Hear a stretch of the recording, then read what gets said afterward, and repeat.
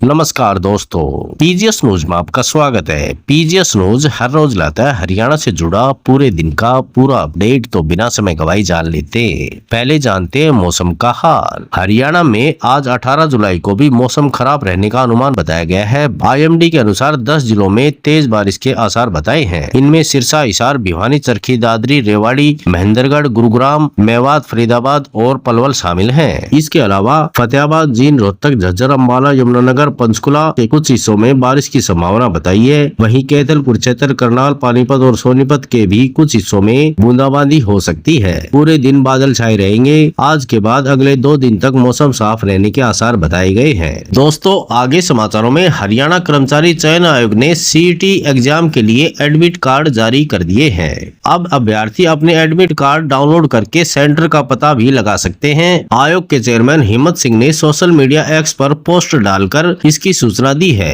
अभ्यर्थी अपना admit card screen पर दिए गए लिंक के माध्यम से डाउनलोड कर सकते हैं। 26 व 27 जुलाई को ग्रुप सी भर्ती के लिए सीटी एग्जाम होगा। परीक्षा के दिन सभी स्कूल और कॉलेज बंद रहेंगे। 27 तारीख को रविवार है। ऐसे में स्कूल और कॉलेज को 26 तारीख यानी शनिवार के दिन छुट्टी रखनी होगी। दोस्तों, आगे समाचारों में हरियाणा के जींद में गुरुवार देर रात को सरपंच की गोली मारकर हत्या कर दी गई। रात को घर लौटते वक्त बदमाशों ने उन्हें घेर लिया, धक्का मुक्की कर उनकी लाइसेंसी रिवॉल्वर छीनी और उसी से सिर में गोली मार दी। सरपंच की मौके पर ही मौत हो गई। सरपंच 2 बच्चों के पिता थे। वह शाम को किसी काम के लिए जींद शहर जाने की बात कहकर घर से निकले थे। सूचना मिलने के बाद सिविल लाइन थाना पुलिस मौके पर पहुंची और शव को कब्जे में लेकर सिविल अस्पताल भिजवाया। पुलिस ने अज्ञात के खिलाफ मामला दर्ज कर लिया है। दोस्तों, आगे समाचारों में अब की बार स्वच्छ सर्वेक्षण 2024 के नतीजे चौंकाने वाले रहे हैं। जहां हिसार नगर निगम ने देश भर की रैंकिंग में 135 अंकों की छलांग लगाकर 59वां स्थान हासिल कर लिया है। प्रदेश के शहरी निकायों में हिसार को इस बार 28वां स्थान मिला है, जबकि 2023-24 में यह 7वें पायदान पर था। देश स्तर पर रैंकिंग में सुधार की बड़ी वजह शहर में कचरे के पहाड़ों को खत्म करना, कचरे के सेकेंडरी पॉइंट्स को हटाना और दीवारों को सुंदर पेंटिंग से सजाना रहा है। इस बदलाव में शहरवासियों की सक्रिय भागीदारी अहम रही, जिन्होंने नगर निगम के सफाई कर्मचारियों के साथ मिलकर स्वच्छता में योगदान दिया है। दोस्तों, आगे समाचारों में हिसार में दलित युवक गणेश की मौत के मामले ने तूल पकड़ना शुरू कर दिया है।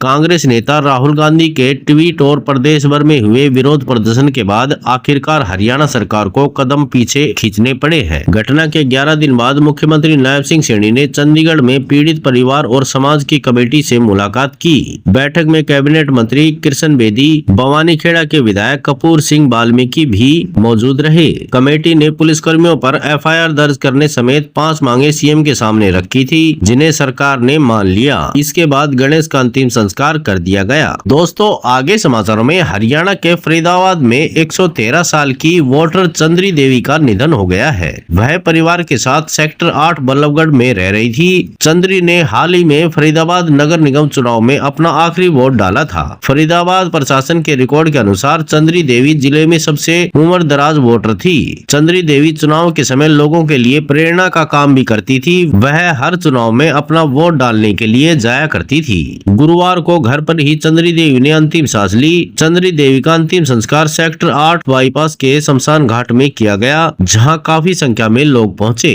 दोस्तों, आगे समाचारों में रोहतक में बिना मान्यता के चल रहे प्ले स्कूलों पर अब कार्रवाई होनी शुरू हो गई है।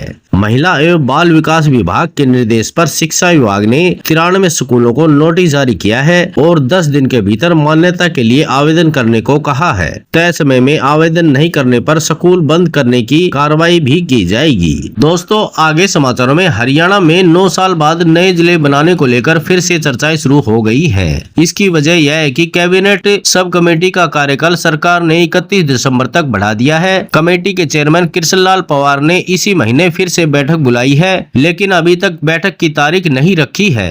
अनुमान लगाया जा रहा है कि यह अगले सप्ताह हो सकती है। अभी तक कमेटी के पास जिन नए जिलों को बनाने की मांग आई है, उनमें हांसी और गोहाना ही तय मानकों तक पहुंच पाया है। इसके कारण ये माना जा रहा है कि अभी इन दोनों को ही सरकार जिला बनाने पर फोकस करेगी। दोस्तों, आगे समाचारों में रोहतक में महम शहर के निवासियों के लिए पेयजल व्यवस्था में सुधार का रास्ता अब साफ हो गया है। सरकार ने 45 करोड़ रुपए की परियोजना को मंजूरी दे दी है। विभाग के एसडीओ सुरजीत मलिक ने बताया कि शहर के प्रथम जल घर के हौद अब कंक्रीट से पक्के करेंगे। पुराने हौदों में पानी जमीन में रिस जाता है। शुगर मिल के पास स्थित द्वितीय जल घर में भी दोनों हौद पक्के कंक्रीट से बनाए जाएंगे। दोस्तों, आगे समाचारों में हरियाणा में राजस्व अधिकारियों की लापरवाही के कारण प्रदेश के 11 जिलों में 6497 प्रॉपर्टी कब्जा हो गया है, क्योंकि जिन प्रॉपर्टी पर लोगों के द्वारा कब्जा किया गया है उनके खिलाफ राजस्व अधिकारी कोर्ट में भी नहीं गए। अब राजस्व विभाग ने निर्देश दिए हैं, कब्जाधारियों के खिलाफ कोर्ट में केस फाइल किए जाए। प्रदेश के फतेहाबाद, हिसार, झज्जर, करनाल, कुरुक्षेत्र, कैथल, पलवल, पानीपत, रेवाड़ी, रोहतक, सिरसा, सोनीपत और यमुनानगर के डीसी को अब फाइनेंस कमिश्नर ने पत्र लिखकर कहा है कि आपके यहाँ प्रॉपर्टी पर कब्जा है, लेकिन आपने कोई भी कोर्ट केस फाइल नहीं किया है। तुरंत पीपी एक्ट की धारा 1972 के तहत केस दायर किया जाए। दोस्तों, आज समाचारों में बस इतना ही। कल मिलते हैं और नई खबरों के साथ। तब तक के लिए नमस्कार।